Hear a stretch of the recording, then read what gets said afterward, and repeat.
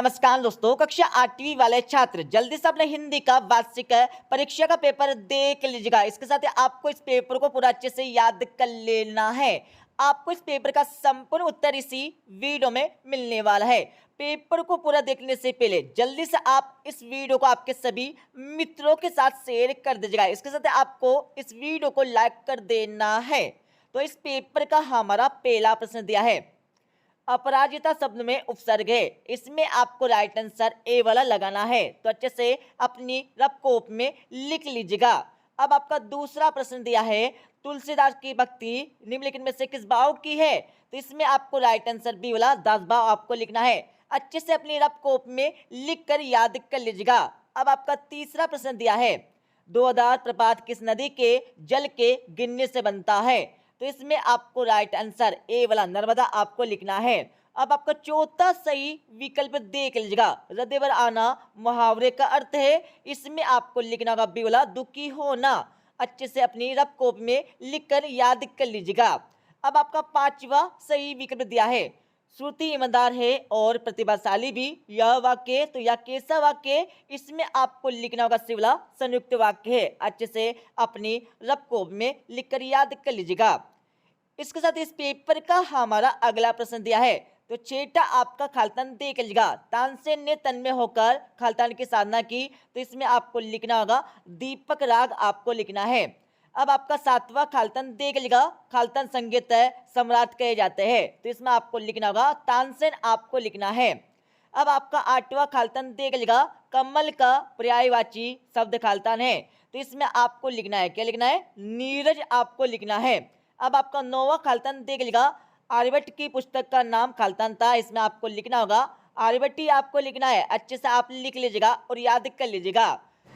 अब आपका यहाँ पर 10वां खालतान देख लीजिएगा, जहाज का पंच शब्द कवि खालतान की कविता में प्रयुक्त हुए हैं, तो इसमें आपको लिखना होगा सूरदास आपको लिखना है।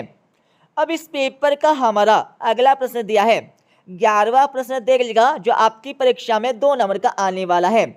प्राण शब्द में हिन जोड़कर प्राणहीन शब्द बना है, इसी प्रकार से हिन जोड़कर आपको 2 अन्य शब्द बनाना है। तो मैं इसका उत्तर आपको बता देता हूं। पहला आपको बनाना होगा पात्रहीन आपको बनाना है, दूसरा शब्द आपको बनाना होगा पर दानहीन आपको बनाना है।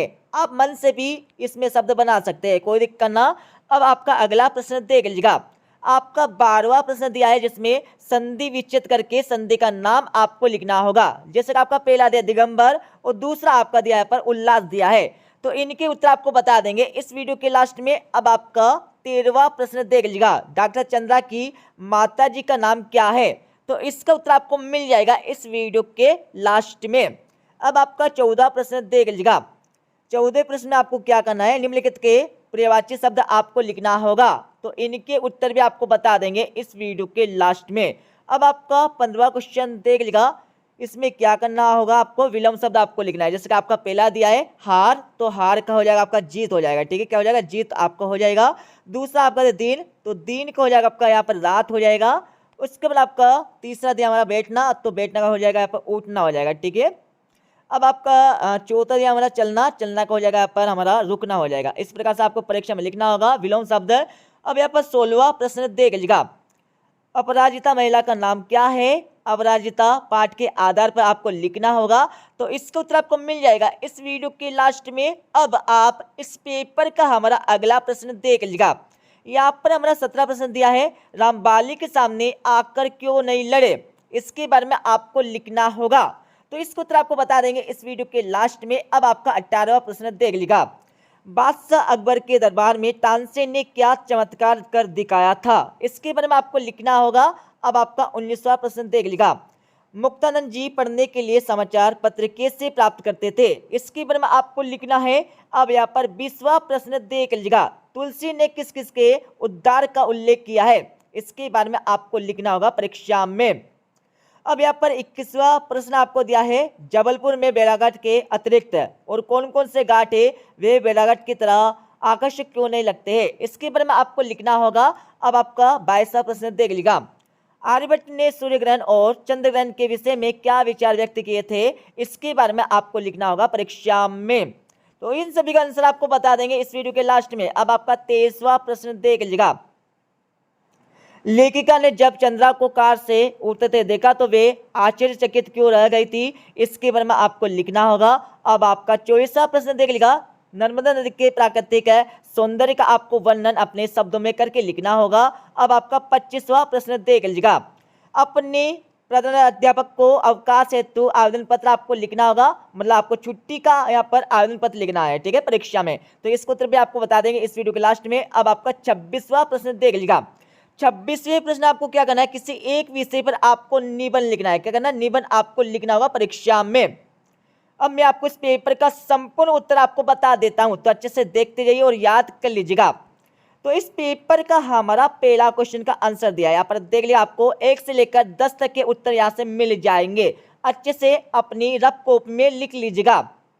इनको लिखने के बाद ये हमारा 11वें प्रश्न का उत्तर आपका दिया है। 11वीं के बाद आगे हम चलेंगे तो यहाँ पर हमारा 12वें प्रश्न का उत्तर आपका दिया है। 12वीं के बाद आगे हम चलेंगे तो ये हमारा 13वें प्रश्न का उत्तर आपका हो जाएगा, ठीक है। 13वीं के बाद ये हमारा 14वें प्रश्न का उत्तर आपका दिया है। अच्छे से लिख लीजिएगा अपनी रफ कॉपी में। इसके साथ यहाँ पर हमारा 15वें प्रश्न का उत्तर आपका दिया है, ठीक है। 15 के बाद यहाँ पर हमारा 16वें प्रश्न का उत्तर आपको हो जाएगा। 16वें के बाद आगे हम चलेंगे तो यहाँ पर हमारा 17 प्रश्न का उत्तर आपको हो जाएगा। 17 के बाद यहाँ पर हमारा 18वें प्रश्न का उत्तर आपका दिया है। अच्छे से लिख लीजिएगा अपने रफ कॉपी में।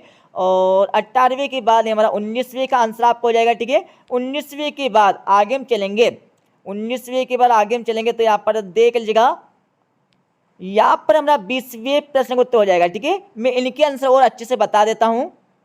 हाँ, तो यहाँ पर आप अच्छे से इनके आंसर देख लीजिएगा। ये हमारा 20वें प्रश्न का उत्तर आपका हो जाएगा, ठीक है। अच्छे से लिख लीजिएगा अपने रफ कॉपी में। 20वें के बाद आगे हम चलेंगे तो यहाँ पर हमारा 21वें प्रश्न का उत्तर आपका दिया है, ठीक है। 21वें के लिखने के बाद यहाँ पर हमारा 22वें प्रश्न का उत्तर आपका दिया। अच्छे से लिख लीजिएगा अपने रफ कॉपी में।